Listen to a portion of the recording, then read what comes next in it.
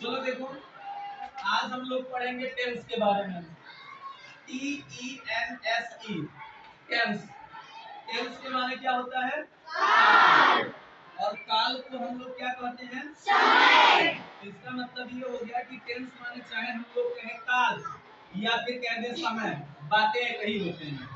काल और समय क्या होता है? हिंदी में पर्यायवाची शब्द होते हैं एक दूसरे के। तो टेंस का मतलब होता है सीधा सीधा समय। टेंस की परिभाषा क्या होती है? क्योंकि जब हम लोग टेंस पढ़ेंगे तो टेंस में हम लोग जानेंगे कि उसकी परिभाषा क्या है, टेंस के प्रकार क्या होते हैं, वो सारी चीजों को हमें उसमें जानना पड़ेगा। तो सुनो इधर देखो, टेंस की परिभाषा हमने लिख रखी है। परिभाषा, क्रिया के होने का समय जिससे ज्ञात होता है उसे टेंस कहते हैं। यहाँ पे क्रिया का मतलब है मुख्य क्रिया, क्योंकि क्रियाएं हमारे पास दो प्रकार की होती हैं। एक होती है सहायक क्रिया, जिसको कि हम लोग कहते हैं हेल्पिंग वर्ब।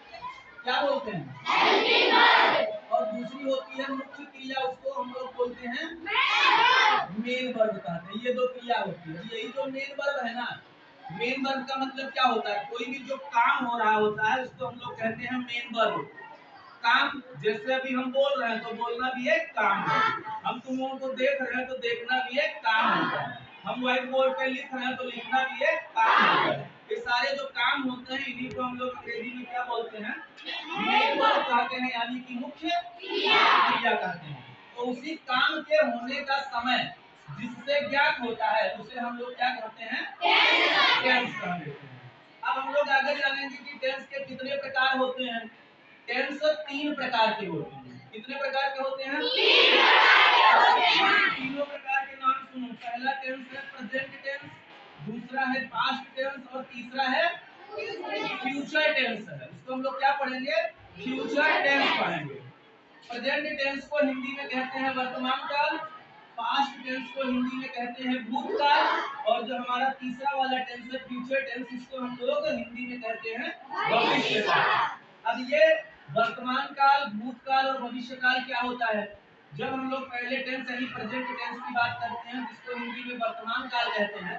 काल माने समय, वर्तमान माने जो अभी चल रहा है, मौजूदा समय। तो जिस समय में अभी हम लोग, जैसे हम लोग यहाँ क्लास में बैठे हैं, मैं तुमको पढ़ा रहा हूँ, तुम लोग हमारी बात सुन रहे हो, हम यहाँ लिख रहे हैं, ये सारी जो घटनाएं हो रही है लोग मौजूदा समय में हो रही है सारी घटनाएं। इसी को हम लोग कह देते हैं हिंदी में वर्तमान काल और अंग्रेजी में प्रेजेंट टेंस कहते हैं। जो घटनाएं वह वर्तमान समय में होती है, जो काम वर्तमान समय में होता है। दूसरा है पास्ट टेंस, इसका मतलब है भूतकाल। भूत माने बीता हुआ और काल माने समय, जो समय बीत गया है। जैसे सुबह हम लोग प्रार्थना किए, हम लोगों ने सुबह अटेंडेंस ली, है कि नहीं? सुबह में हम लोगों ने हिंदी, गणित, इतिहास सारे विषय पढ़े, तो वो सारी चीजें बीत गई ना। तो जो बीत गई उसी को हम लोग बोलेंगे पास्ट टेंस यानी कि भूतकाल। तीसरा जो टेंस आता है इसको हम लोग कहते हैं फ्यूचर टेंस। क्या बोलते हैं? Future tense. फ्यूचर टेंस की हिंदी होती है भविष्य काल। भविष्य का मतलब जो आगे होगा, जो अभी समय में नहीं हो रहा है बल्कि आगे होगा। जैसे अभी जब 3 बजेगी तो छुट्टी होगी, आप लोग घर जाएंगे, घर पे जाकर के खाना खाएंगे, पढ़ेंगे लिखेंगे, तो वो सारी चीजें बाद में होंगी ना। तो जो चीजें, जो काम बाद में होना है उसको हम लोग हिंदी में भविष्य काल कहते हैं, और अंग्रेजी में क्या बोलते हैं उसको?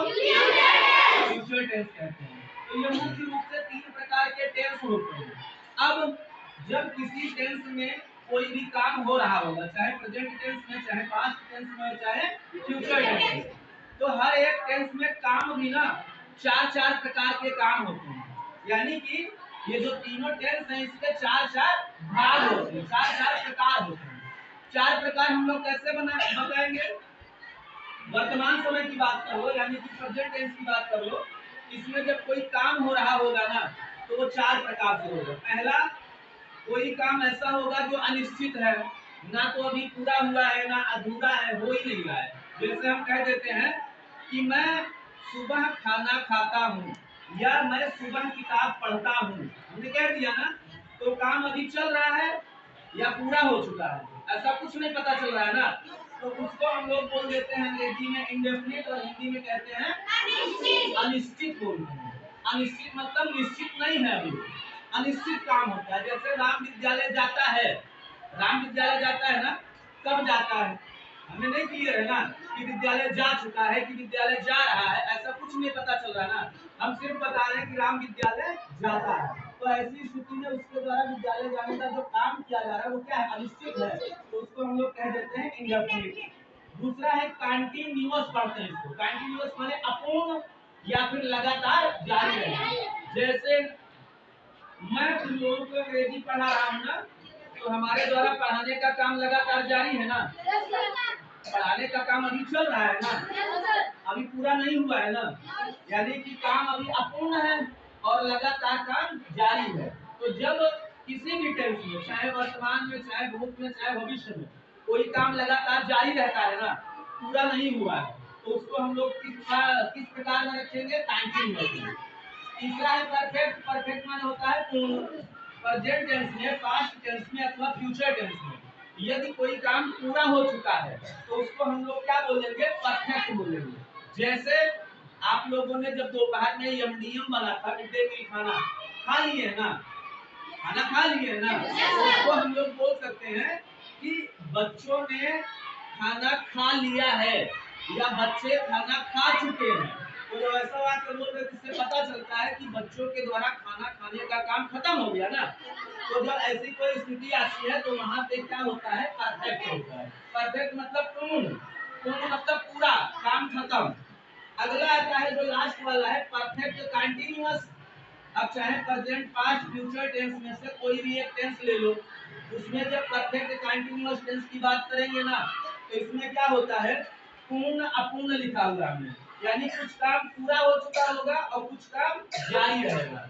जैसे हम कहते हैं अभी कि मैं 10 मिनट से पढ़ा रहा हूँ, मैं 10 मिनट से पढ़ा रहा हूँ, तो इसका मतलब ये हो गया कि 10 मिनट पढ़ाने का काम पूरा हो गया और अभी भी तो पढ़ा रहे हैं, यानी कुछ काम पूरा हो गया और कुछ काम अभी क्या है, जारी है। तो इसीलिए इसको पूर्ण अपूर्ण कहते हैं और अंग्रेजी में कह देते हैं परफेक्ट कंटिन्यूअस।